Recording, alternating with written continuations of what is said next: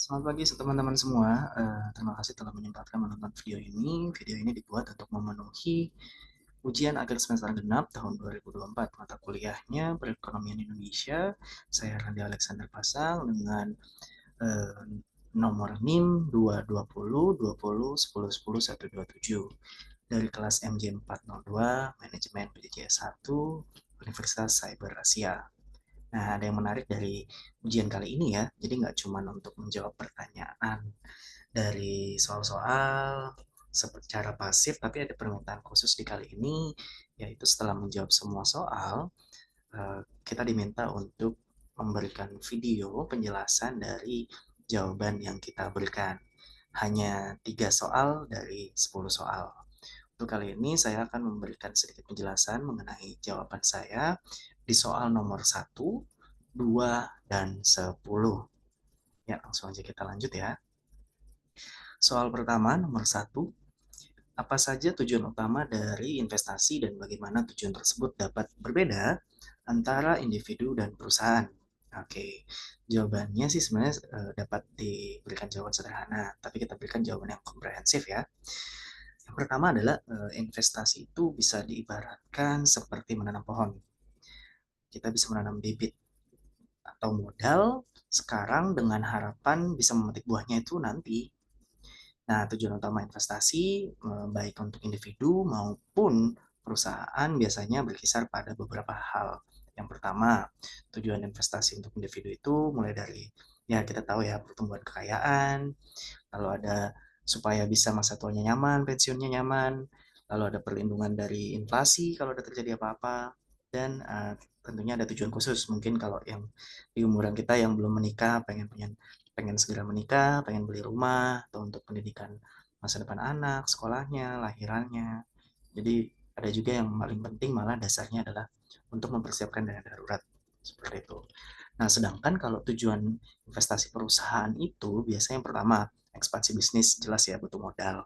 Yang kedua adalah meningkatkan profitabilitas atau keuntungan dari si perusahaan. Yang ketiga, diversifikasi. Ini aku jelasin dikit untuk mengurangi risiko perusahaan bisa berinvestasi di berbagai sektor atau wilayah. Jadi istilahnya menanamnya lebih banyak supaya kalau ada tumbang satu nggak habis semuanya. Seperti itu. Dan yang terakhir biasanya untuk inovasi dan pengembangan di R&D. Jadi beberapa major company atau mungkin bisa juga diterapkan untuk di beberapa perusahaan-perusahaan yang masih UMKM yang niatnya untuk mengembangkan ya bisa masuk dengan cara R&D sebelum akhirnya bisa ekspansi lebih besar lagi. Itu yang beberapa halnya. Terus yang berikutnya adalah perbedaan tujuan investasi individu dan perusahaan. Nah, perbedaannya ya meskipun investasi individu dan perusahaan sering sering banget kalau kita rasain itu ya sama-sama aja sih menambah kekayaan modal untuk masa depannya. Tapi ada beberapa hal penting yang berbeda. Yang pertama, skala dan resikonya jelas beda. Individu pasti lebih kecil ya, berbeda dengan skalanya atau resiko perusahaan yang dimana itu dari transaksinya jumlahnya juga lebih besar dan kegagalannya juga lebih besar. Kalau kalau gagal ya bisa runyam. Yang kedua biasanya fokus jangka waktu. Kalau perusahaan dengan individu jelas beda ya. Kalau individu kan kita mengatur diri kita sendiri. Sedangkan kalau perusahaan itu banyak dan nggak semuanya bisa langsung bergerak cepat. Makan waktu lebih lama. Dan yang terakhir biasanya akses ke informasi dari eh, atau sumber daya. Nah, biasanya kalau perusahaan memiliki tim ahli yang khusus menganalisis investasi mereka dan strategi keuangan. Sedangkan kalau individu, ya ini bergantung pada kalau punya pengalaman pribadi atau belajar tentang manajemen keuangan, investasi itu ada kelebihan sendiri. Atau sekarang bisa juga kita sharing-sharing sama yang teman-teman ahli keuangan, teman-teman mungkin finance atau lainnya. Itu bisa kita coba sih. Oke, itu untuk pertanyaan nomor 1 ya. Semoga dapat diterima. Yang kedua, jelaskan konsep marginal efficiency of capital menurut John Maynard Keynes dan bagaimana konsep ini mempengaruhi keputusan investasi. Wah, ini cukup menarik ya sebenarnya. Jadi kita bahas dulu sebenarnya marginal efficiency of capital itu apa sih? Nah, jadi awalnya John Maynard Keynes itu seorang ekonom terkenal memperkenalkan konsep ini atau konsep MIC ini dalam teorinya tentang investasi.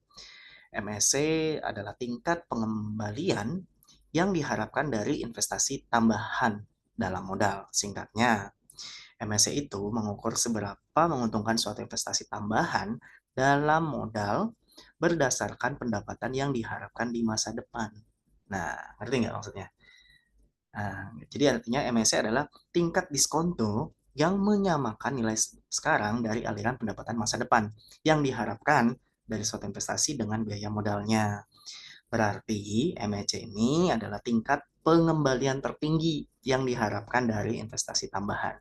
Itu simpelnya. Jadi konsep MSC ini adalah mengharapkan tingkat pengembalian tertinggi dari investasi tambahan. Seperti itu ya. Nah, pengaruhnya apa nih pada keputusan investasi? Yang pertama, jelas poin evaluasi investasi. Perusahaan menggunakan MAC untuk mengevaluasi proyek-proyek investasi. Mereka akan membandingkan MAC dari berbagai proyek dengan suku bunga pasar dan menentukan proyek mana yang paling menguntungkan.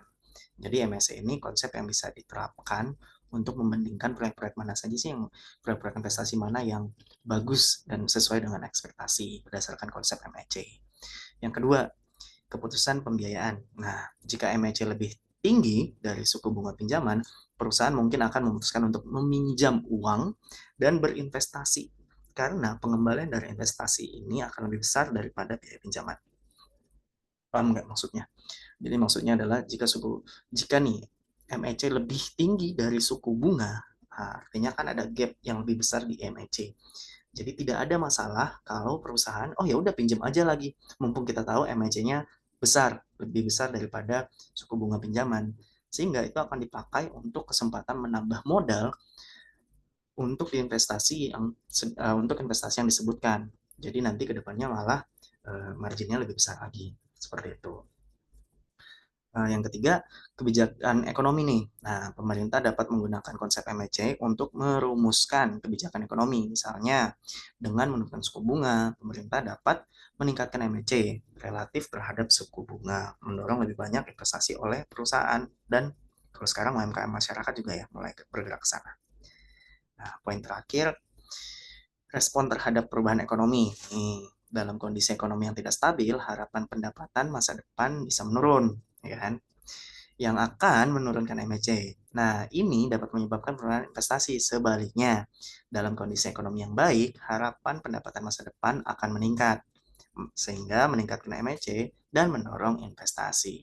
Jadi, kesimpulannya, MAC atau Marginal Efficiency of Capital dari teorinya John Maynard Keynes ya, memainkan peran penting dalam pengambilan keputusan investasi dengan membantu membandingkannya dengan biaya modal. MAC menjadi alat penting nih dalam memastikan bahwa investasi yang dilakukan adalah yang paling menguntungkan. Nah, dia lanjut untuk soal nomor 3 yang akan saya bahas adalah ini dia. Nomor 10, jelaskan mengapa penting untuk membangun sikap entrepreneur di kalangan rakyat Indonesia. Wah, ini sebagai salah satu bagian dari pelaku bisnis menurut saya penting banget ya. Yang pertama, kenapa sih penting? Oke, membangun sikap entrepreneur di kalangan rakyat Indonesia itu manfaatnya banyak banget. Nah, yang paling utama adalah dapat mendukung pertumbuhan ekonomi dan kesejahteraan sosial negara. Ada beberapa alasan kenapa hal ini penting.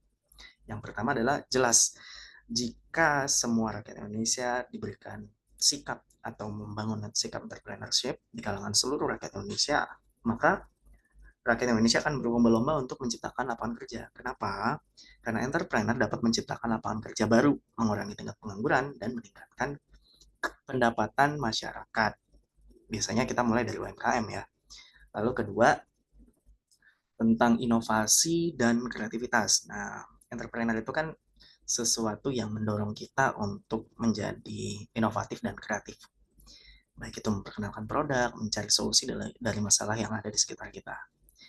Yang ketiga, jelas peningkatan ekonomi lokal. Nah, sekarang lagi ngetren sih dari beberapa tahun terakhir tentang UMKM. Nah, itu bentuknya adalah peningkatan ekonomi lokal loh. Dan dasarnya dari entrepreneurship ini. Nah, berikutnya ketahanan ekonomi. Nah, kalau semua sudah naik, ekonomi udah kuat, stabil, dan rakyat Indonesia juga udah mulai tahu nih cara cari pendapatan yang baik, tidak hanya menjadi seorang pekerja, ya jelas ketahanan ekonomi kita akan lebih baik lagi. Lalu ada tentang pemberdayaan masyarakat, karena ada terbukanya lapangan pekerjaan ya.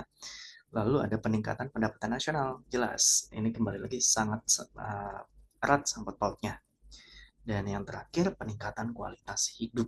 Nah, itulah kenapa penting banget sebenarnya untuk kita menanamkan sikap entrepreneurship di seluruh kalangan rakyat Indonesia. Dan yang paling penting adalah jelas meningkatkan SDM atau sumber daya manusia. Pernah dengar nggak sih yang sebelum-sebelumnya itu adalah kayak istilah SDM rendah kayak gitu. Nah, bayangkan kalau hal ini bisa kita tanggulangi dengan cara menanamkan sikap entrepreneurship atau paling tidak memperkenalkan sikap entrepreneurship di seluruh kalangan rakyat Indonesia sejak dini. Nah, pernah dengar kan istilahnya kayak Cina nih, Cina itu wah orang Cina jago dagang dan ternyata benar mereka sukses seperti itu. Nah, mungkin itu saja sedikit dari saya. Terima kasih atas waktu teman-teman dan selamat pagi.